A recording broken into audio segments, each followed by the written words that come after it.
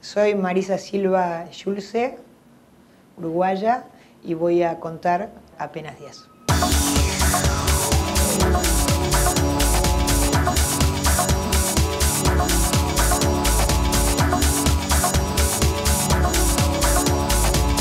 La idea fue hacer un entrecruzamiento entre los hechos colectivos que todos conocemos y la historia de una familia.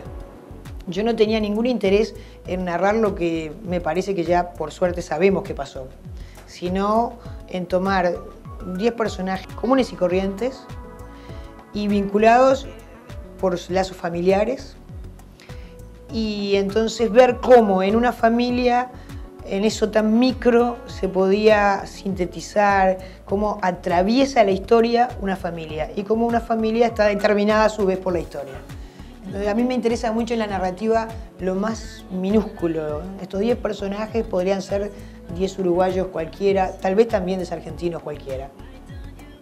¿Y por qué una familia? Y una familia porque a mí me parece que es un escenario muy privilegiado para ahondar en los conflictos humanos. Y entonces la novela, porque la novela, como está atravesada de hechos políticos, uno puede decir, bueno, esto es literatura política. Sí, puede ser que sea literatura política, pero sin ningún fin político. Yo creo que la literatura nunca tiene que tener fines políticos. Creo que la literatura uno la escribe, después opera sobre la realidad como sea. Entonces, estos 10 personajes pertenecen a 3 generaciones distintas. Y esto me interesó mucho.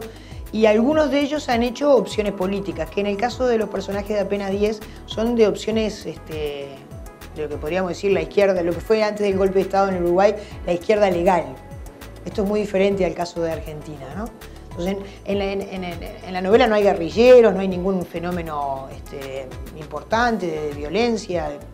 En la novela hay 5 personajes que hicieron opciones políticas, y algunos de ellos sufrió el exilio, otro estuvo preso, y otros, que esto me interesa mucho, vivieron en Uruguay.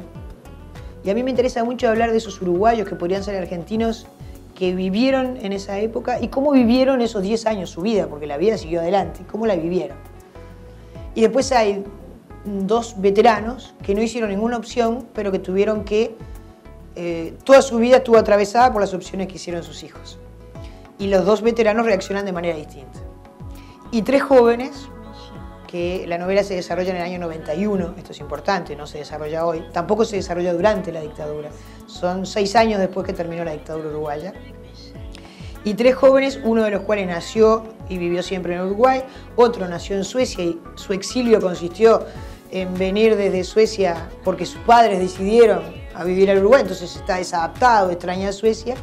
Y otra es una que nació en Uruguay, vivió 3 años que no recuerda para nada, y por opción de sus padres se fue a Suecia y ahora tiene una pasión por la música, es una violinista notable, y lo que quiere es vivir en Suecia o en cualquier parte del mundo. Dice, ella no le interesa en qué país, pero no quiere vivir en Uruguay porque no puede desarrollar su pasión, que es la música. Entonces los 3 jóvenes también son distintos. Para los jóvenes la época de la dictadura es pasado, cosa que a veces a los adultos les cuesta entender. Es pasado, un pasado que no vivieron, o un pasado que vivieron algunos cuando eran muy pequeños. Entonces, primera pregunta, ¿a esos jóvenes le incide ese pasado? Sí. Sí, ese pasado no el hecho de que no hayan sido protagonistas de ese pasado no quiere decir que no los determine. ¿Y cómo les determina? Es a cada uno distinto. Por ejemplo, en el caso de Andrea, una de las protagonistas fundamentales de la novela, ella está en Suecia porque sus padres, el hecho de que ella vivió en Suecia es consecuencia de que de que hubo una dictadura en Uruguay. Ahora, a ella no le interesa lo más mínimo por qué está en Suecia.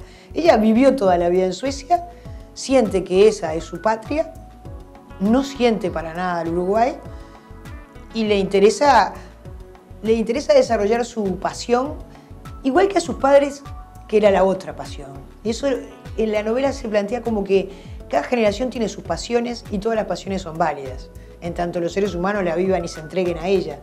Entonces hay un desencuentro muy grande entre la madre de Andrea, que no puede entender por qué su hija quiere quedarse en Suecia después que sufrieron tanto las separaciones, y Andrea, que dice, esta es mi pasión.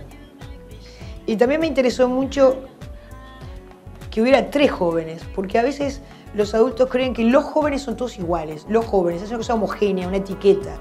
Y acá hay 3 jóvenes que sienten totalmente distinto. Hay uno que es más politizado, que le interesa lo que hicieron los viejos, que no va, él dice una parte, no va a las manifestaciones ni nada, pero le interesa, está informado.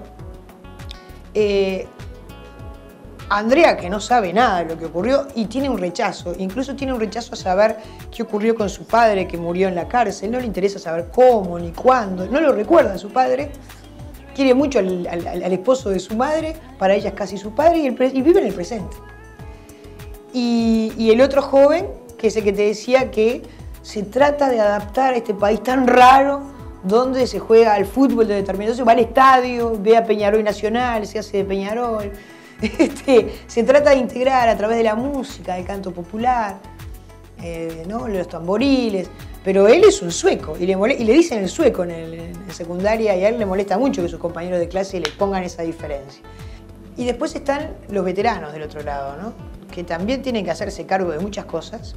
Hay un veterano que en la novela tendrá unos 70, 75 años, que a su hijo lo mataron, ¿no? O sea que en el Uruguay no es tan numeroso el tema de los desaparecidos, sino que lo más grave fue otro tipo de... La metodología de la represión fue distinta. Bueno, el hijo de este hombre murió preso, que es el papá de Andrea, que Andrea no recuerda. Y entonces él nunca se sintió identificado con lo que hizo su hijo, lo critica a su hijo, le echa la culpa a la novia, de la esposa de su hijo, de las opciones de él. Pero ese hombre está determinado por el pasado, sí, nada menos que mataron a su hijo con el cual él discrepaba, a su hijo que él tenía otro proyecto, que quería que fuera médico, y es un hombre que tiene memoria, sí, tiene memoria, pero no es la memoria colectiva, es su memoria individual, es su sufrimiento individual, y es el único personaje de los 10 que está aparte, no se relaciona con los otros, es el único en la novela que está aislado, los otros 9 se entrelazan. La idea de que sea polifónico es precisamente poder darle voz a todos. Porque en realidad, si uno se pone a pensar, toda familia es polifónica. Entonces, como yo quise centrar esto en una familia, insisto con esto porque me parecería muy distinto si esto fuera la vida de Andrea. Esto es la familia, y toda familia es un coro. En toda familia hay muchas voces, hay muchos afectos que sostienen, pero también hay muchos conflictos, hay muchos silencios, muchas cosas no dichas. Hay rivalidad entre hermanos, competencias, celos, envidia, malentendidos. Entonces en la novela aparecen los mismos hechos como cada uno lo ve distinto y aparecen los reproches que cada uno tiene frente al otro, que el otro ni se entera muchas veces. Y un poco lo que yo quise plantear es cómo no hay una memoria, cómo hay una multiplicidad de memorias.